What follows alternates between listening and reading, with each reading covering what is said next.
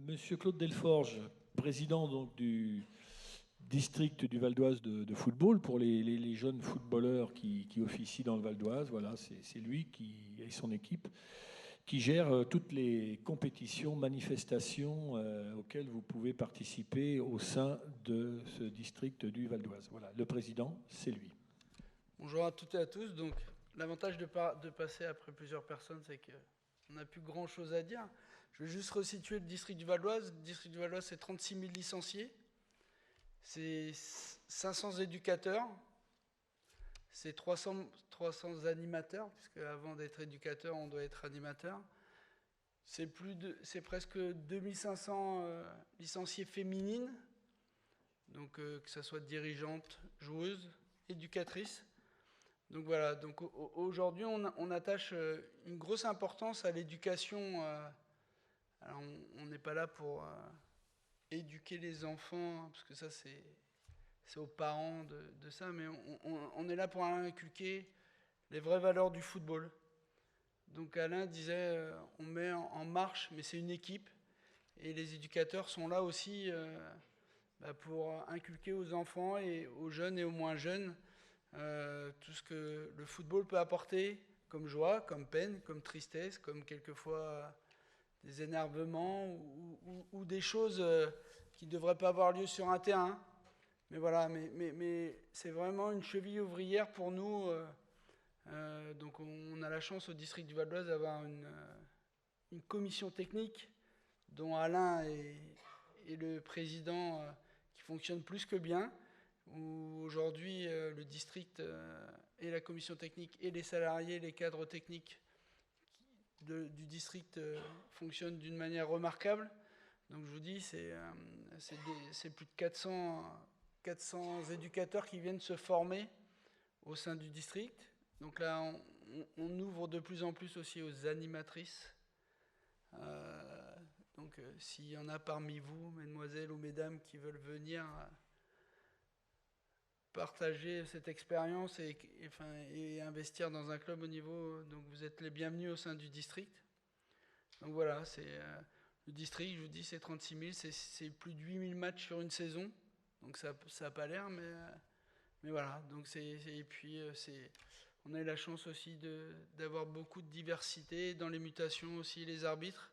On a la chance d'avoir une arbitre et la meilleure arbitre, allez, je vais être chauvin, je dirais mondiale, déjà française, mais mondiale, qui est issue de la formation du Val d'Oise, qui est Stéphanie Frappard, donc qui a arbitré, pour ceux qui connaissent, la Super Coupe entre Liverpool et Chelsea, qui a arbitré la finale de la Coupe du Monde féminine qui a eu lieu à Lyon.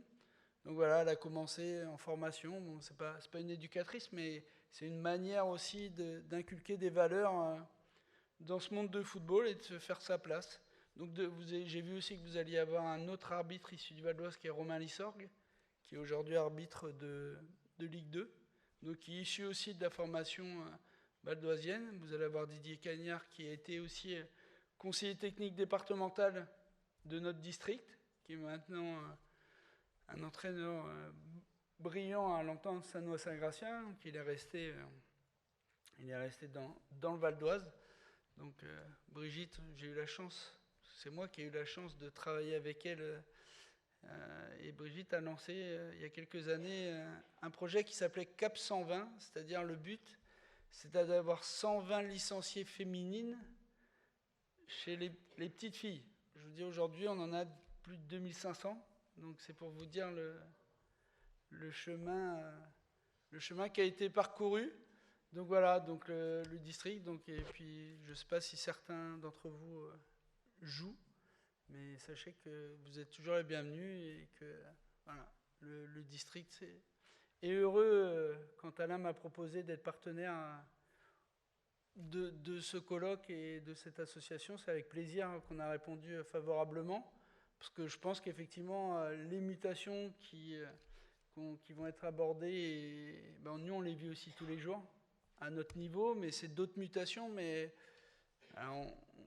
on arrive de plus en plus, et malgré ce qui peut être dit, que le football amateur arrive quand même à contenir toutes ces mutations difficilement. Après, effectivement, il y a toujours cette image, mais qui est quand même moins entre le professionnel et l'amateur. Mais c'est vrai qu'on devient des professionnels bénévoles, c'est comme ça que j'emploie le terme. On nous demande de plus en plus d'exigences parce que le football, c'est le thème, est en pleine mutation, donc demande d'évoluer, mais pour évoluer, il faut que les gens se professionnalisent de plus en plus. Et croyez-moi, aujourd'hui, une chose qui est importante, c'est le bénévolat. Et aujourd'hui, on a la chance quand même d'avoir encore des gens qui croient au bénévolat et qui font qu'aujourd'hui, le football, on va accompagner cette mutation du mieux possible. Donc, je vous souhaite des bons travaux et merci encore à Brigitte, merci au président de l'association, monsieur le directeur de l'ILEPS. Donc merci à vous. Bons travaux. Merci. C'est une bonne... Oui.